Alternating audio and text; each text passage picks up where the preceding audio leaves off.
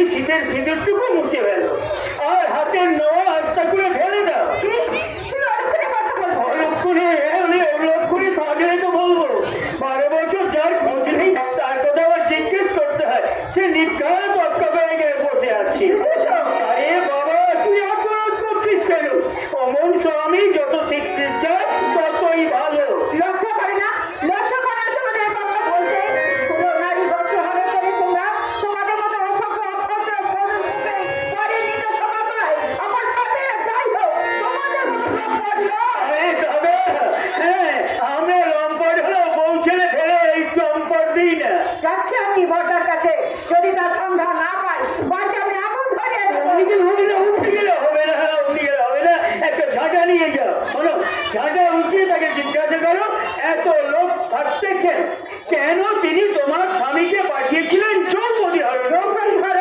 আর ও বাদ নয় সেই ওই লিখে শোনি বুঝি শোনি, পাণ্ডবেরা যখন কাম্য করেছিল তখন তোমার স্বামী দ্রৌপদীকে এক কাপে হতে তুলেছে। তারপর ভীমার্জুন এসে মেরে তপ্তা বানিয়ে দিলে। এই তপ্তা নিয়ে যে কোথায় চলে গেল আর পাত্তাই নেই, খুব সম্মান করায় দড়ি দিয়েছে। এইরকম ছিল না, তোমরা পশু বালিটাকে পশু বানিয়েছো আর আমি তোমাদের সবাইকে বুকে ছুরি করে এর জন্য ভীমসেন আছে দিদি, ভীমসেন আছে, তোমায় কিচ্ছু করতে হবে না। বড় ভাই বউকে যেগুলো দেখায় শাস্তি তার হবেই হবে, কিন্তু আমি কি তার চোখে দেখে যেতে পারবো না রে, কারণ আগে আমাদেরই মরতে হবে। যদি পারি দিদি ওই উরুকার উপরে একখানা ঝাঁটা। তুমি না কালে মান্য বিবাহ নিমন্ত্রণ রক্ষা করতে গিয়েছিলে, তোর সাহস তোমার কি করে হলো? আমি মহামারী দুর্যোধনের ভাই, সাহস আমার হবে ভাবে যাচ্ছে। যে মহামারী দুর্যোধন পিতামহ ভীষ্মকে সিন্ধাকুষ্ট দেখায় গুরু দ্রোণাচার্যের চোখের উপরে এই গল্পের পাঞ্চালীকে উরু প্রদর্শন করে। ওই মাত্র ভাই হলো আমি রাজা দুর্যোধনের ভাই। যে কেউ করে না, যে কখনো করে না, আমি তাই করি।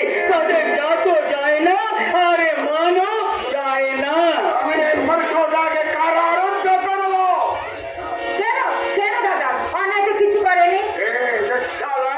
যতই শত্রু থাকলে কেন তোমাদের পাণ্ডবের সঙ্গে, তারপরে তোমাদের বংশের প্রতি বিশ্বাস করবে, বিশ্বাস কর্ণ কৃপা কেউ আমার যা দিতে পারেনি, তুমি আমার জন্য সেই শক্তি অর্জন করে রেখো। তোমার গৌরবের